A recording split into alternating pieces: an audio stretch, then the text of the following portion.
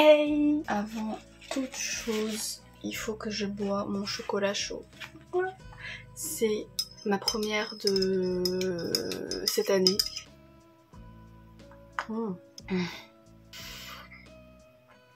Je me sens revivre. J'espère que vous allez bien. Je suis trop contente de vous retrouver pour ce format parce que ça fait presque 1 an que j'ai pas fait, alors que c'est un de mes formats préférés, mais c'est vrai que j'ai plutôt l'habitude de tourner un vlog et de développer mon avis lecture dans ces formats-là. Mais c'est bien aussi de faire des chroniques comme ça, plus condensées, ça va direct au sujet. Au programme, on se plonge dans la Chine à différentes périodes, sous différents prismes plus ou moins politiques.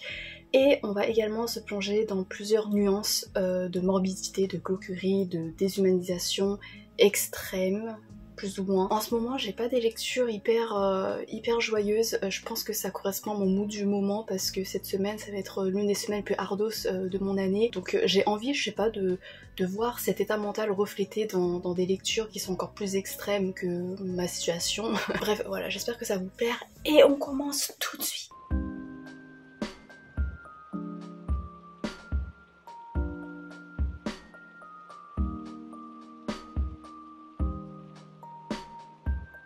J'espère que la luminosité est pas trop éclataxe parce que dehors il fait très brumeux, donc je suis désolée, ça se répercute dans la qualité de cette vidéo parce qu'on est lié avec le ciel, l'univers, le cosmos, tout ça.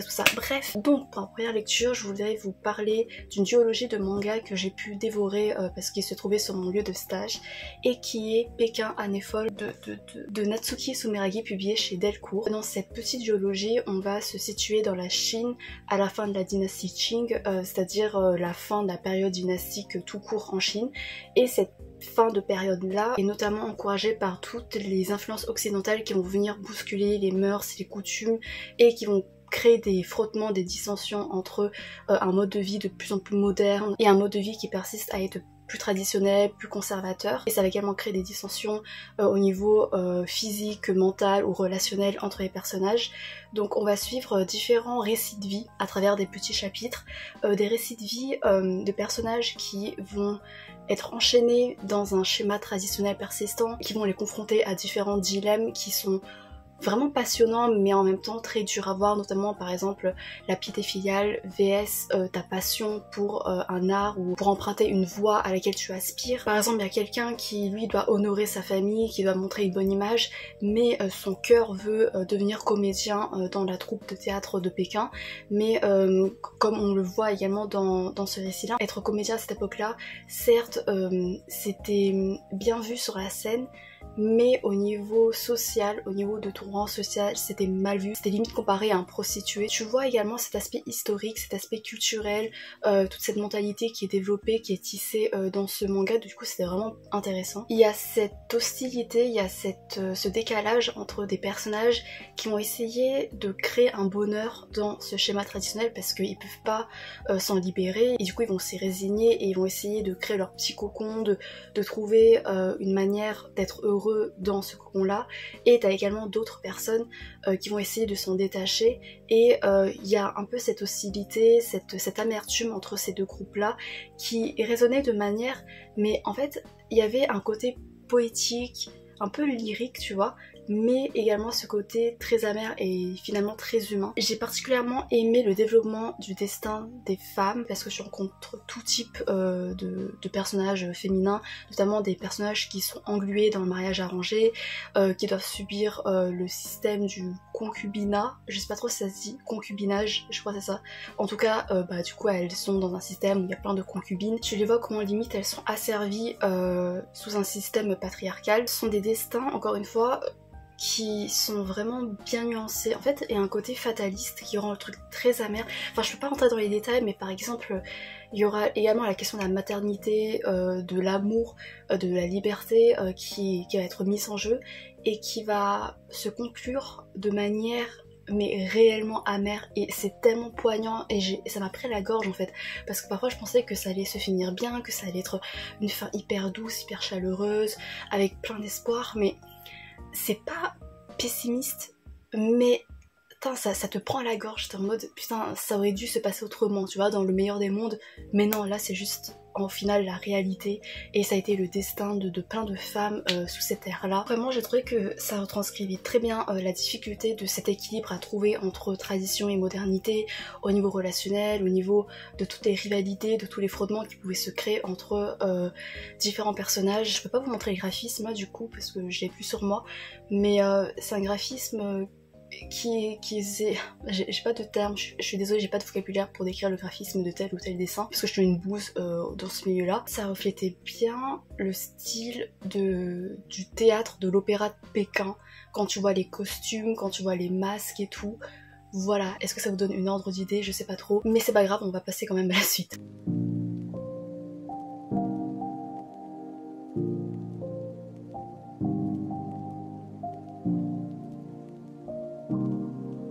J'ai ensuite lu La Maison Noire de Yusuke Kishi, publié chez les éditions Belfond. Alors, Yusuke Kishi, peut-être que vous allez mieux le situer si je vous parle de La Leçon du Mal, qui est un roman japonais qui, je crois, qui est un peu en tendance ces derniers temps. Et j'avais lu La Leçon du Mal, j'avais fait une chronique en février, je crois. Et franchement j'avais trop aimé, l'ambiance hyper glauque, tu suis un personnage psychopathe, c'est hyper étouffant, c'est hyper macabre, c'est hyper tragique, tu sais pas comment tu vas t'en sortir, bref c'était trop cool. Et du coup je voulais retrouver cette saveur là dans du coup son autre roman, qui est ce roman là. En gros on suit un protagoniste qui travaille dans les assurances. Du coup on le voit au début qui doit se confronter à plusieurs cas de personnes qui essayent de soutirer de l'argent à l'assurance. Et voilà, au début c'est tranquille et tout. Et à un moment il y a quelqu'un qui va l'appeler. Et du coup lui il va se rendre chez cette personne là pour, je sais pas, vérifier des papiers ou je sais pas quoi. Et en fait il se confronte à une maison qui est la Maison Noire, qui est une maison complètement délabrée, qui dégage une pestilence mais insupportable. Là-bas il va découvrir une horreur sans nom. Et cette horreur sans nom semble liée à une volonté du propriétaire de la maison à soutirer de l'argent à l'assurance. Du coup le truc ça va être de débunker est-ce que ce qui s'est passé c'est vraiment un accident ou alors c'était prémédité. Bref voilà, et du coup le protagoniste va s'embourber dans tout un jeu psychologique macabre, étouffant, qui va l'isoler des autres, qui va le rendre, on dirait limite paranoïaque. C'est le genre de récit qui te fait froid dans l'eau parce que t'as une tension qui monte crescendo. Tu sens que ça grouille, tu sens que c'est sale, tu sens que c'est contaminé d'une immoralité, d'une déshumanisation, d'une barbarie sous-jacente qui va prendre de l'ampleur et du coup ouais c'est hyper dérangeant. Alors au début, limite je voulais abandonner parce que le début c'est vraiment l'histoire des assurances, ça explique comment ça marche, tu te confrontes à des cas, tu t'en bats les steaks, t'es en mode mais ok d'accord oui ça existe, c'est pas très moral mais bon voilà bref anyway. Et franchement je m'ennuyais. Et ensuite t'as le drame et à partir de là ouais ça commence à devenir intéressant, tu te sens manipulé, tu te sens assailli par une pression de plus en plus extrême et en fait t'as un plot twist, mais le plot twist en vrai il est facilement devinable, enfin vraiment j'ai deviné très très vite. Mais c'est pas grave parce que avec ce plot twist là, ça va engendrer une tension encore plus intense par la suite et c'est dans cette troisième partie que j'ai vraiment été prise au jeu. T'as des moments, t'as des meurtres hyper gore qui se rapproche de plus en plus du protagoniste, ça crée un étau en fait qui semble refermer sur lui de plus en plus et t'as l'impression que tu peux plus t'en extirper. C'était un peu comme ça dans La Leçon du Mal également, c'était incroyable. T'as des moments de tension, un peu comme dans les films d'horreur, tu vois, enfin je vais pas trop rentrer dans les détails pour vous laisser la surprise, mais il y a des moments de suspense, en fait tu visualises bien, c'est bien cinématographique en quelque sorte. Il y a également une volonté de questionner la nature humaine, jusqu'où l'être humain peut aller pour par exemple l'argent, entre des mutilations volontaires, entre des crimes, des trahisons. Il y a quelque chose de très primal, de très animal dans ce texte, dans la manière dont on découvre certains personnages. Et ouais, il y a toute une réflexion également au niveau de la sociopathie des êtres humains. Est-ce que les gens, je crois, sont nés mauvais ou alors ils le deviennent ou je sais pas quoi. Il y a différentes perspectives et il y a des gens qui ont espoir en l'être humain, il y en a d'autres qui non, ils sont trop bousillés par tout ce carnage psychologique, physique et tout. Donc ça peut être intéressant mais c'est pas ça qui m'intéressait le plus, j'avoue que je lisais vraiment juste pour le côté hyper macabre. Et la fin à la fin elle est ouverte, en fait elle est comme dans la leçon du mal où à la fin t'es confronté à une situation, tu sais pas comment le décortiquer, tu sais pas ce que ça vient faire là, mais du coup ça ajoute une certaine liberté d'interprétation qui rend le truc encore plus énigmatique et limite encore plus menaçant, tu vois. Donc franchement j'aime bien ce petit charme, même si à chaque fois à la fin je comprends pas ce que ça fout là, mais je suis en mode ok. Je peux vous conseiller ce roman là, même si c'est quand même pour public averti je pense, parce qu'il y a des descriptions très graphiques de mutilation etc. Donc voilà.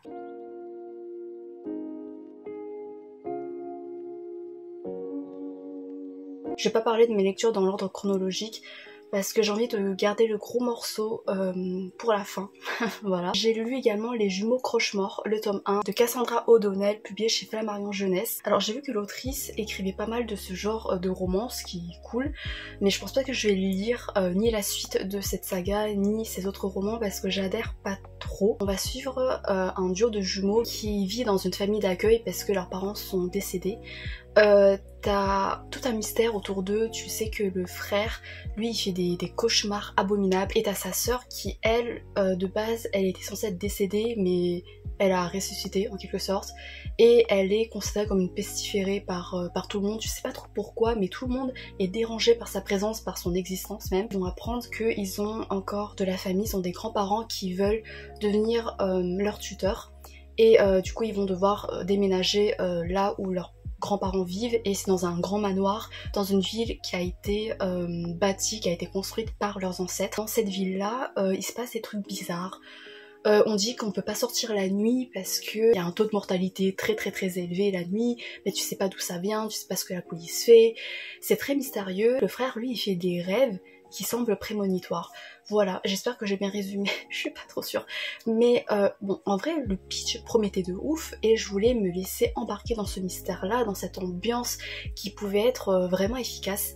Mais en fait, déjà, le fait qu'il y ait plusieurs points de vue, même en dehors des protagonistes, bah, je trouvais que ça amenuisait l'intérêt de la tension, parce que je trouvais que ça enlevait, parce que du coup t'es plongé dans différentes psychologies et tu peux les écarter du coup de ton tableau de chasse, de ton tableau de théorie de qui est le vrai méchant, qui est le criminel ou machin truc, et du coup au final ça créait un peu un cocon dans cette ville macabre, un cocon un peu rassurant parce que tu détectais directement qui sont les gentils, qui sont les méchants. J'avais une théorie avec la raison pour laquelle les gens détestent autant la fille, mais du coup ça n'a pas été vérifié dans ce tome 1, j'imagine dans le tome 2 peut-être, mais j'ai trop la flemme de lire le tome 2 pour voir si j'ai juste ou pas, mais je pense que j'ai juste. Mais voilà, du coup il y avait pas trop de mystère, enfin je sais pas, j'ai l'impression que il y avait plein de trucs prévisibles, hormis l'aspect hyper gore. En fait, c'est bizarre parce que du coup, ce roman-là, je crois c'est destiné à la jeunesse parce que c'est publié chez Flammarion Jeunesse,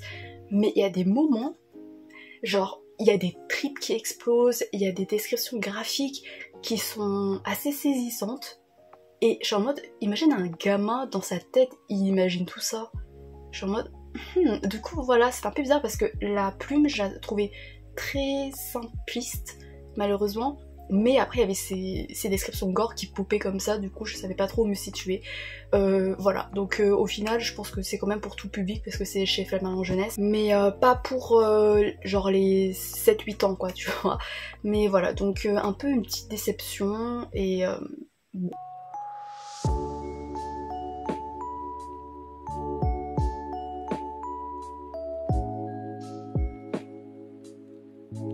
On va retourner à la littérature asiatique, notamment à la littérature chinoise, avec un petit roman que j'ai pu lire également parce qu'il se situait à mon lieu de stage, qui est Amour dans une vallée enchantée de Wang Han-yi, publié chez Piquet. Alors Amour dans une vallée enchantée s'inscrit dans une trilogie de petits romans indépendants. Il y a Amour dans une ville, je sais plus quoi, Amour dans une vallée enchantée et Amour dans quelque chose d'autre. J'avais lu le premier, je sais plus comment ça s'appelle, ça me saoule, et j'avais beaucoup aimé La plume de Wang Han-yi. C'est très particulier, c'est très contemplatif, tu sens qu'il y a ça grouille d'images hyper poétiques, oniriques, etc. Qu'il faut interpréter, et du coup ça crée vraiment une atmosphère qui est hyper particulière. Et parfois ça peut être très lent aussi, donc voilà, je pense pas que ça peut être adapté à tout le monde, mais voilà, si vous aimez ça, franchement tentez Wang Han-yi. Donc dans Amour dans une vallée enchantée, en gros on va suivre une femme chinoise. elle est dans un mariage qui l'ennuie, voilà. En fait, avec son mari, ils se connaissent tellement bien que il y a plus de flamme, il y a plus vraiment d'amour, c'est juste ils sont ensemble parce que c'est la routine quoi. Et elle travaille dans une maison d'édition, je crois, ou dans le journalisme, enfin, je sais plus trop. Et on va lui proposer de participer à une colloque d'écrivains dans les montagnes, voilà, un truc un peu en exil, pendant une semaine ou 10 jours. Et là-bas, elle va faire la rencontre d'un homme. Oula, il y a une grosse tache de lumière, je suis désolée, c'est un peu perturbant, c'est un peu désagréable. Bref, donc là-bas, elle a rencontré un homme avec qui ils vont sentir une alchimie, un désir qui les électrise en fait. L'alchimie typique des amours naissants. Pendant ces 10 jours, elle va vivre ça avec cet homme-là. Est-ce qu'ils vont le concrétiser ou pas? Le fait qu'il soit isolé dans ces chaînes de montagne, en plein milieu de la nature, où vraiment il n'y a aucun contact avec la population urbaine et tout, et bah ça crée une atmosphère qui est très onirique, qui est très lyrique, qui ajoute quelque chose de très poétique et limite imaginaire à cet amour qui naît, et limite bah t'oublies que c'est de la tromperie, voilà, parce qu'elle est censée être mariée. T'as toute cette sorte de renaissance qu'elle vit au contact de ce nouvel amour, le fait qu'elle retourne un peu à l'insouciance, qu'elle a l'impression de devenir quelqu'un de meilleur parce qu'elle se construit autour d'une nouvelle personne pour qui elle développe un désir grandissant. Donc c'est très beau, mais en fait le truc qui est génial avec cette autrice thaï que j'avais retrouvée dans le premier tome de cette trilogie indépendante, c'est qu'elle a une manière d'affiner la psychologie des personnages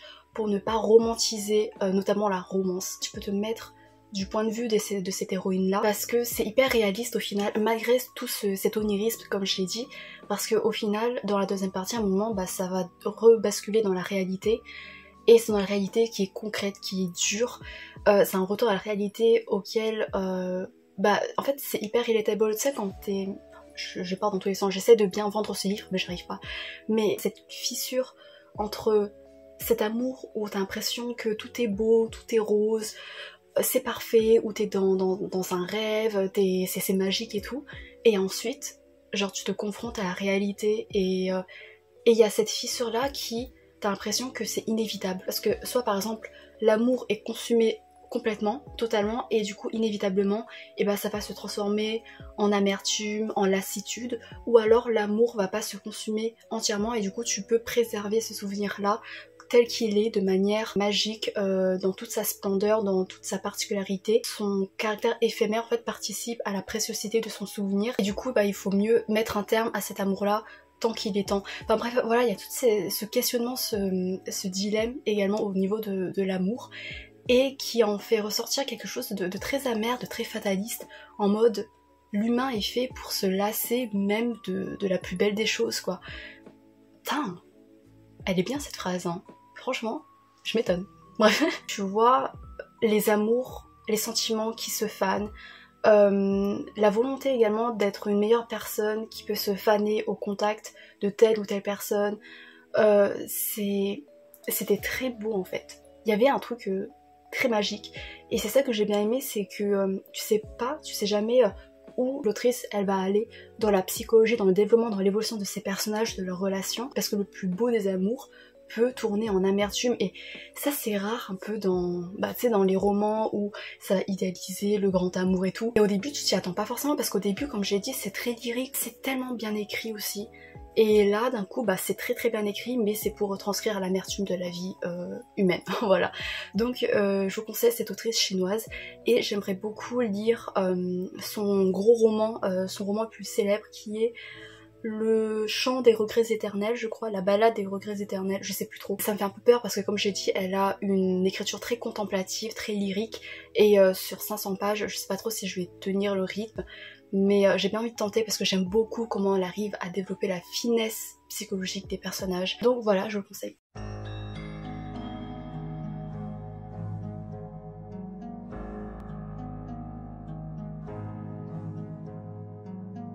Donc on va finir avec le roman. Alors c'est un roman pour public averti, mais alors vraiment public averti plus, parce que dedans vous allez trouver tout ce que l'humain peut être capable, toutes les situations monstrueuses que peut naître de l'esprit humain, de ses actions, parce qu'en fait on est plongé dans la guerre.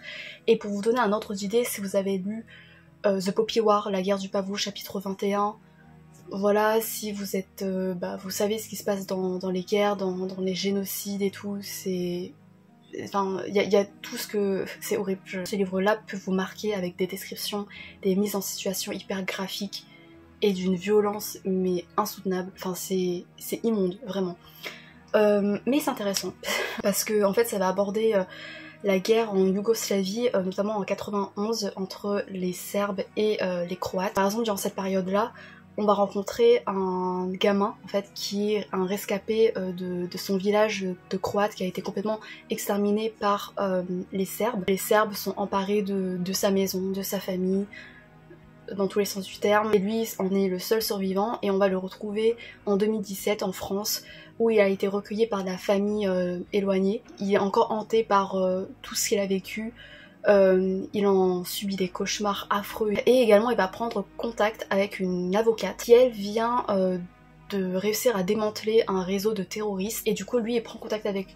Bon, j'ai été interrompue dans ma transe morbide de tragédie là à cause d'un appel téléphonique, mais bref, du coup j'en étais où? Vous êtes droit ou pas? Je suis désolée, j'arrive pas à voir à chaque fois quand c'est droit, mais bref, on va dire que c'est un peu dans le thème de la vidéo parce que l'esprit humain n'est pas du tout droit, mais ça me gêne quand même. Bref, on s'en fout. Il va contacter cette avocate-là dans l'espoir qu'elle l'aide à également retrouver ceux qui ont assassiné sa famille, ceux qui ont exterminé son village. Et c'est un réseau en fait qui s'appelle les Lions de Serbes. À côté de ça, on va suivre Vladimir Radić, qui est le capitaine de la section criminelle de la police dans le Havre. Et Vladimir, c'est un mec que personne ne peut sentir. C'est-à-dire qu'il est hyper réservé, il est hyper vulgaire, il est hyper violent dans ses méthodes, même si c'est très efficace. Mais voilà, en fait, il dégage quelque chose de très antipathique. Et eux, leur but premier, de base, normalement, c'est de démanteler le réseau de drogue, de prostitution qui règne sur le territoire. D'un autre côté encore, on va suivre le manufacturier. Alors, le manufacturier, où sort le titre, c'est un mec qui organise des sortes de raid room. Il va mettre en scène des scènes de torture, de meurtre, de tout ce que tu veux, d'une originalité monstrueuse. Et il va déployer ses créativités pour se faire de l'argent en fait, il va vendre tout ça. Au début, ces trois récits sont séparés. Au début, tu sais pas trop où te situer, tu sais pas trop comment ça va se rejoindre, même si tu sens qu'il y a des petits liens en fait qui se font petit à petit à travers différents personnages en arrière-plan, mais ça reste assez léger, et surtout que moi j'arrivais pas à retenir tous les noms des personnages secondaires, du coup j'étais un peu perdue au début. Surtout que t'as toute cette violence, avec...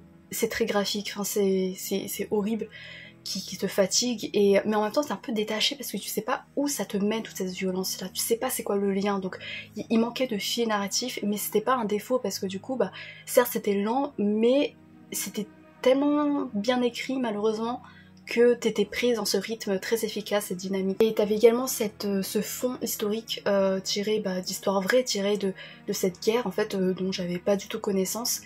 Et du coup ouais, au final, niveau historique c'était intéressant même si c'était très dur. Ça m'a rappelé ma lecture du viol de Nankin de Iris Chang, qui a inspiré notamment le chapitre 21, le fameux chapitre 21 de The Poppy War. Et en mode mais c'est quoi l'humain en fait, c'est... Comment... Bref, à partir d'un certain crime, en fait c'est ce crime-là qui m'a donné envie de lire le roman. Parce que je vous mettrai la vidéo en barre d'infos, mais il y avait une vidéo, je sais plus de quelle chaîne, qui faisait un iceberg des livres les plus dérangeants. Et moi j'avoue ça m'intéresse un peu, et il y avait du coup ce titre-là, Le Manufacturier, qui en est ressorti. Et le mec avait dit en fait c'est particulièrement dérangeant à cause d'une scène, en particulier qui est une scène avec une femme et son bébé. Et il est pas rentré dans les détails pour pas spoiler, et du coup c'est un peu attisé ma curiosité, du coup j'ai voulu lire ce roman. Et c'est un peu un des crimes déclencheurs qui vont permettre au segment narratif de se lier de manière cohérente et de mettre en lumière l'efficacité. Les gars, j'arrête pas d'être coupée à chaque fois, mais en même temps c'est des messages et des appels importants. Donc ça me coupe un peu dans mon élan, mais en même temps ça me permet un peu de me revivifier le moral face à la lourdeur de ce récit. Ça va rabibocher un peu tous les segments narratifs qui étaient un peu flous. Et c'est là, à partir de là, en fait, que commence réellement l'histoire. Et tu comprends où l'auteur veut en venir au niveau du cycle de la violence qui est perpétrée dans ce roman de manière impitoyable, de manière implacable, de manière... En fait, ça me hante. Je peux pas rentrer dans les détails parce que ça va vous enlever les surprises. En fait, les surprises, je les ai vues arriver avant qu'elles n'arrivent. Parce qu'en fait, tu te fais tellement d'hypothèses que à un moment donné, perso, j'allais forcément y penser parce qu'on va imiter un peu un mécanisme d'un de mes thrillers préférés dont je ne vous citerai pas, sinon vous allez peut-être deviner. J'ai deviné, mais c'est pas grave parce que ce que ça implique au niveau thématique, au niveau de ce cycle-là, qui est impétueux, ça me hante parce que ça débouche sur un dénouement. J'ai cru, en fait, pendant des jours après ma lecture, j'ai cru que j'allais pleurer de rage quand j'y repensais, et de révolte. J'étais en mode, comment c'est possible? Parce que ça en dit sur la noirceur humaine, sur les conséquences de la guerre. C'était d'une dégueulasserie, et en fait,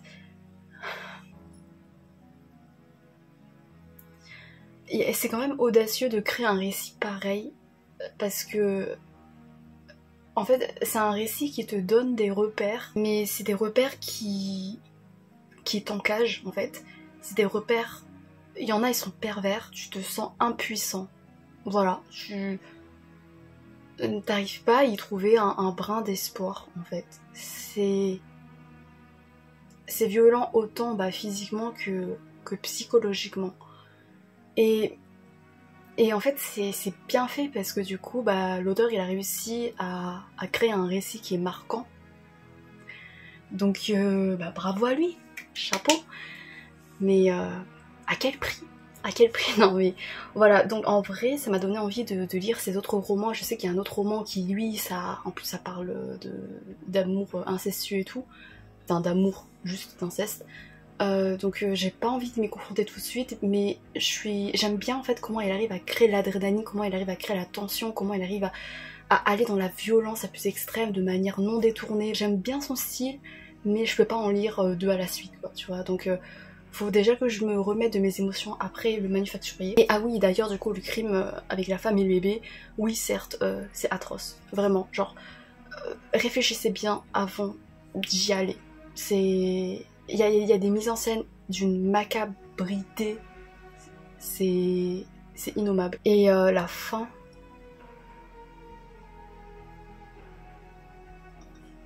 Ah, vraiment, j'ai lu la fin, j'étais...